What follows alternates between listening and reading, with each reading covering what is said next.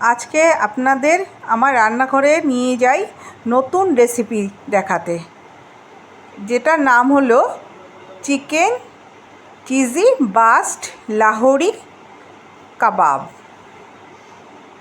এটা বানাতে কি কি লাগছে চলুন দেখে নেবেন। আমি এখানে চিকেন নিয়েছিলাম, চিকেনটা আমি মিক্সিতে পেস্ট করেছিলাম, আর পাউরুটি শুকনো খোলায় ভেজে আমি গুঁড়ো করে রেখেছিলাম।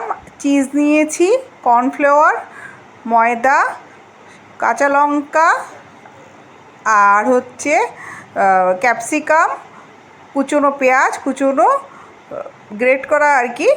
আমি একটু রসুন নিয়েছিলাম আর গোলমরিচের গুঁড়ো। আর আমি কিন্তু এটা মাখার সময় যে নুনটা দিয়েছিলাম না, আমরা কিন্তু আমি বুঝে নুন দিয়েছি, আপনারা স্বাদ মতন আপনাদের নুন দেবেন। হ্যাঁ, আর কি কি দিয়েছিলাম আমি তো দেখিয়ে দিলাম। আমি সব এগুলো একসাথে দিয়ে মেখে নিচ্ছি। তার সাথে যে ডিমটা একটা ভেঙে রেখেছিলাম তার কুসুমটা শুধু দিলাম।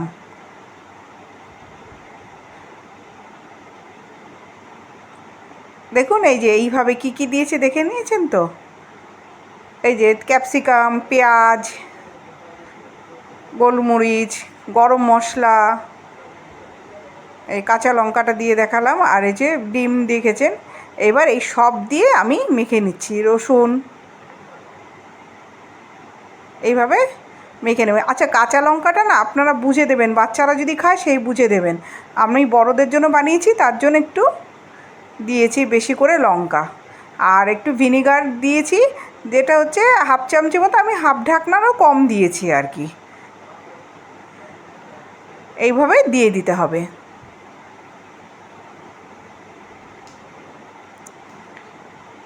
এবার আমি আবার সুন্দর করে মেখে নেব। এভাবে মেখে নিতে হবে। এবার তার মধ্যে আমি একটু দেব কর্নফ্লাওয়ার আর ময়দাটা রেখেছিলাম না, তো সেটা দিয়ে আবার মাখতে হবে।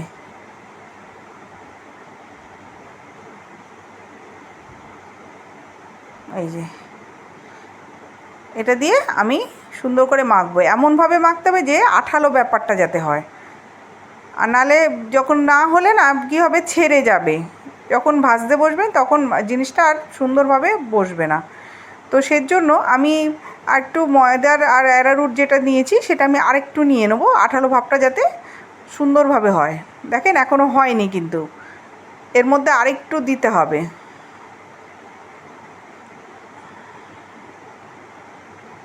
যে এইভাবে চটকে মেখে নেবেন।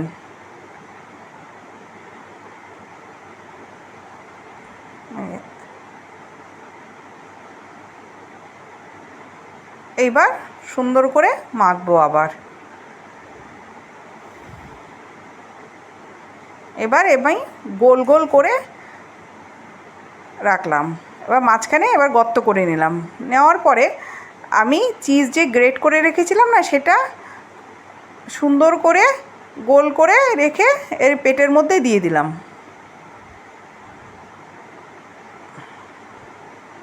এই এরকম গোল করে নিয়ে ডিমের মতন এবার এটাকে আমি সুন্দর করে রাউন্ড করে নেব। এইভাবে আটকে নিলাম আমি। আটকানোর পর কী করলাম, যে পাউরুটি যে আমি গ্রেট করে রেখেছিলাম সেটার মধ্যে দিয়ে এইভাবে চেপে চেপে দিতে হবে। এবার দেওয়ার পরে আমি যে ডিমটা ভেঙেছিলাম না, কুসুমটা দিয়েছিলাম, তার যে সাদা অংশটা রয়েছে তার মধ্যে আবার ওই কর্নফ্লাওয়ার আর ময়দাটা মিশিয়ে আর জল দিয়ে এটাকে ভালো করে মিশিয়ে নিয়ে আঠালো ব্যাপার মতো করতে হবে। এমন জলটা দেবেন, বুঝে দেবেন, কিন্তু জলটা খুব জল জল হলে হবে না, কিন্তু আবার একটু যাতে আঠা আঠা মতো থাকে, যাতে জিনিসটা আমি যখন যে ব্যাটারটা যে লাগাবো তখন যাতে জিনিসটা আটকে যায় গায়ের মধ্যে।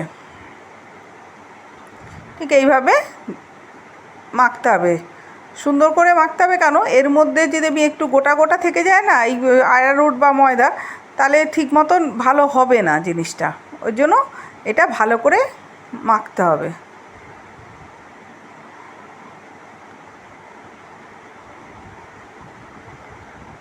মাখা হয়ে গেল, আমি এটা আলাদা করে সরিয়ে রাখলাম। এবার দেখুন আমি আবার ওই পাউরুটি যেটার মধ্যে আমি করলাম সেই পাউরুটিটা আবার ঢেলে রাখলাম, ঢেলে রেখে এই যে এইবার কোট করলাম। দেখুন এই যে দেখছেন, খুব গাঢ়ও না খুব পাতলাও না। এই যে এবার কোট করে এবার আবার এটা মিশিয়ে দিলাম, যে চেপে চেপে মেশাতে হবে। আর যেটা আলাদা গায়ের মধ্যে যেটা এক্সট্রা আছে সেটা আবার আস্তে করে হাত দিয়ে সরিয়ে দেবেন। এই যে ঠিক আমি এরকম শেপ করেছি, আপনাদের যার যার মতন করে আপনারা শেপ করতে পারেন। এইভাবে শেপগুলো করবেন। এই যে আবার ভিজিয়ে দিলাম ব্যাটারে, দিয়ে আবার এইভাবে পাউরুটির মধ্যে এইভাবে দিতে হবে। এই এক্সট্রা যেগুলো আছে সেগুলো আমি সরিয়ে দিচ্ছি, নাহলে যখন তেলের মধ্যে দেবো তখন সব বেরিয়ে আসলে না পুড়ে যাবে। এই যে এরকমভাবে চেপে চেপে করতে হবে। এবার আমি কড়াইটা বসিয়ে নিলাম, কড়াইটা গরম করতে দিয়ে এলাম। হ্যাঁ, কড়াইটা গরম যখন হয়ে গেল এইভাবে যে তেলটা দিয়ে এবার ফুটতে দেবো তেলটা। তেলটা যদি গরম না হয় না তাহলে জিনিসটা ভালো হবে না, আটকে যাবে। এই যে তেলটা এবার গরম হবে, এই তেলটা দেখুন গরম হয়ে গেছে। এবার আমি এই যে এইভাবে দিয়ে দিলাম, দেখুন প্রথমেই দেওয়ার পরেই কিন্তু লাল হয়ে আসলো। তখন আপনারা কী করবেন, গ্যাসের ফ্লেমটা একটু কমিয়ে দেবেন, তারপরে এইভাবে আস্তে আস্তে দিয়ে দেবেন। এই যে সব আমি সরিয়ে টরিয়ে দিয়ে, কেন আমি 4টে ভাজবো তো একসাথে, তাই এইভাবে সরিয়ে দিয়ে এই যে এরকমভাবে দেখেন এবার ভাজাটা হচ্ছে।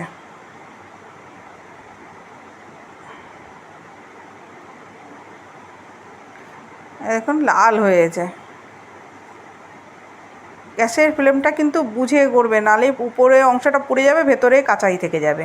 তারপরে এই যে এইভাবে একটা বোলে করে বা প্লেটে করে আপনি সার্ভ করবেন।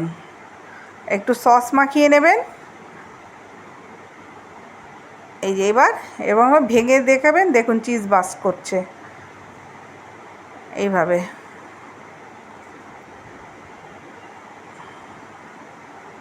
এই দেখুন এইভাবে আস্তে করে চিড়ে মুখে দিয়ে দেবেন, দেখবেন খেয়ে